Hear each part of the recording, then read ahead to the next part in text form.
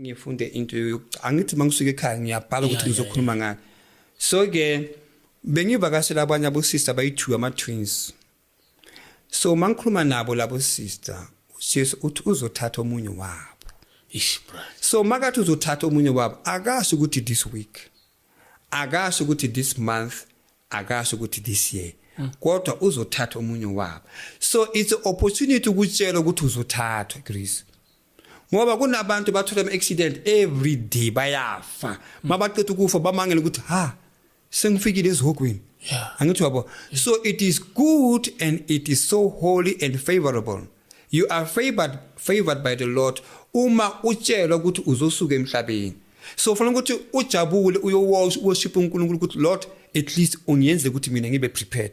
So uyazilungisa uma utshela ukuthi uzohamba, uyazilungisa, uyavuma izono zakho, uyaconfessa, uyarepenta ukuthi uJesu impempe mayikhala if umoya wakho uzophuma, uphume usocolisile, uvuma izono zakho, uso ready. Angithi yabo, hayi ukuthi uma uJesu athi sikutshela ukuthi uzohamba, wena uthi I reverse this. How can uNkulunkulu akhulume wena uthi you reverse? How can you reverse the word of the Lord? Uwathatha kuphi amandla wokureverse izwi likaNkulunkulu kodwa wena ufaka amazipho amade apentiwe. Hayibo brother. Wena ufaka imakeup, ufake lipstick, ufaka amacika amangaka, ufake inyoka zenyoka, ufake inwele zenyoka. Mawuqeda uthi I reverse this in the name of Jesus. Which Jesus are you mentioning? Are you mentioning the Lord Jesus? Is Jesus who gave you this kind of wig? Sure. Which Jesus atufake wig le? Which Jesus atufake i-makeup leningi? Which Jesus atufake amacika amakhulu? Which Jesus na upenta amazipho? Which Jesus? Which Jesus uthi he loves you and is going to take you. You need to be ready. You need to prepare yourself. Ungathi I reverse this. You don't have the power to reverse because when exactly you are not holy. uNkulunkulu akalaleli imithandazo yabantu abangaphila impilo engcwele. Abantwana abakhuzayo abakhuzeki. Mabaqede bathi bona banamandla okureverse izwi likaNkulunkulu. We shall see when the time comes. Every knee shall bow. And whatever I say, when that time comes, and you are crying, do not blame me. It is nobody's fault but yours. Ingizwa kahle na. Uma uNkulunkulu athi prepare yourself. Kusasa it's a rapture. Ungathi I reverse this. uNkulunkulu uthi prepare yourself. Tomorrow it's a rapture. Ofanele ukuthi ujabule ukuthi yo it's a secret. uNkulunkulu kunikeza isecret ukuthi tomorrow it's a rapture. Mama wami bantwana bami masize nisizo repent sibe ngcwele i-rapture iyeza kusasa hayi ukuthi uthi I reverse. How can you reverse the rapture? How can you reverse your death? How can you reverse your illness or the blessings that the Lord gives you or the curses that the Lord has sent to you? How can you reverse that yet you don't live a holy life? No. Ufanele ukuthi ujabule uguqe phansi ukuthi Lord indeed you love me. Because uyangitshela ukuthi uzongilanda. Angilandi ngingazi angilandi unprepared. Uyangitshela ukuthi ngizilungise. Angithi you must worship the Lord. Yes. You must praise him ukuthi ngiyabonga uNkulunkulu ngoba ngitshela ukuthi uzongilanda kusasa. Today ngiyogeza amazinyo uNkulunkulu, ngiyosusa inwele lezi, ngisuse lamazipho. uNkulunkulu ukutshele in time ukuthi ngizokulanda. It's a time for you to repent and live a holy life and be original. Do not say I reverse this. Because this is not a curse and this is not a prophecy. This is not a prophecy and this is not a curse. It is the word of the Lord and it's a warning to you. And it's a word of awakening. Wake up. Uyatshela ukuthi uzolandwa wena. Mawufuna ukuthi ujabule usiprepare when uthi I reverse. Uma athi I reverse, that means reverse lento le ibuyele emuva ngoba yena usafuna ukugqoka ngalendlela. Because isikhathi sokuthi as prepared lo muntu lo mzalwane. So yena uthi I reverse. Uthi I reverse because akafuna ukuhamba. That means uthanda this world. Uma utshela ukuthi uNkulunkulu uzokulanda kusasa wena uthi no I reverse this. That means you love this world. Awuthanda uJesu, awufuna ukuthi uJesu azokulanda. Awufuna ukuya ezulwini. Ngibuza wena kanti awufuna ukuya ezulwini. Uma uJesu athi uzokulanda kusasa, angithi ufuna ukuthi ujabule.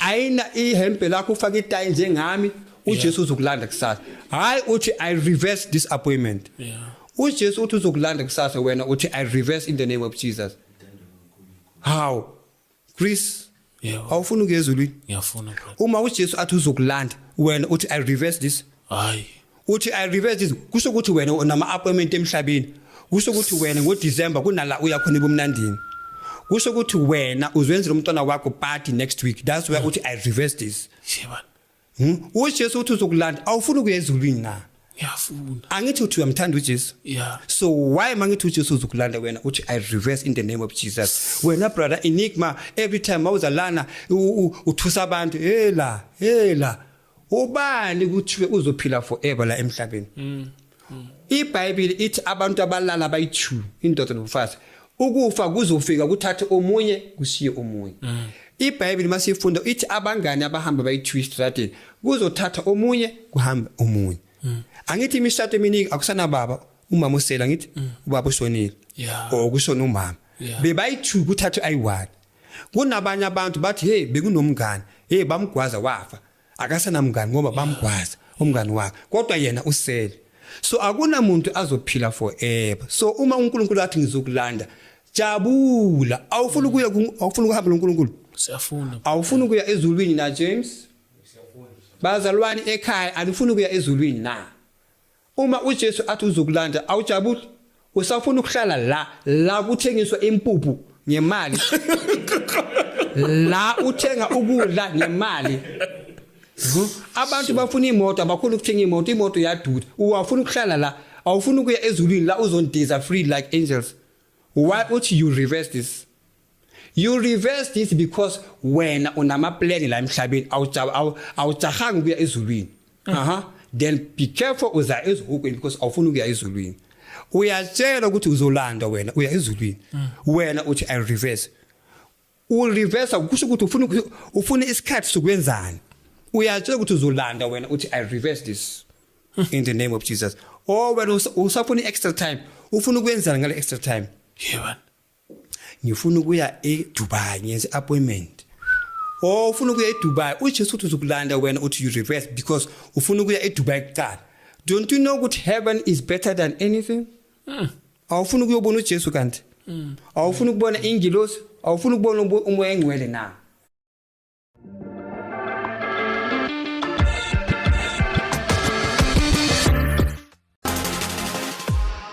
Start with a 50% deposit bonus. Increase your investing power. Umoya engcwele na awufuna ukubona amakerubimi na ngibuza umzalwane la lana ngibuza umzalwane uthi I reverse this in the name of Jesus but uJesus uthi uzokulanda wena uthi uya reverse awufuna ukuhamba noJesu kanti abantu abaningi bafuna ukuya ezulwini lo akafuna ukuya sure lo mzalwane akafuna ukuya ezulwini ngiyabuza for the last time Grace awufuna ukuya ezulwini na ngiyafuna uma uJesu athi uzokulanda wena uthini uthi I reverse hayi ngiyajabula uma uthi I reverse that means uthi angifuni ukuhamba awukholi ukuthi mawushona uya ezulwini that's why uthi awufuni ukuhamba because awukholi ukuthi ezulwini it is because you know inside yourself ukuthi you are still a sinner that's why ungafuni ukuhamba awujabula makuthi uyahamba na ngiyajabula ngiyabuza for the third time kanti awufuni ukuya ezulwini na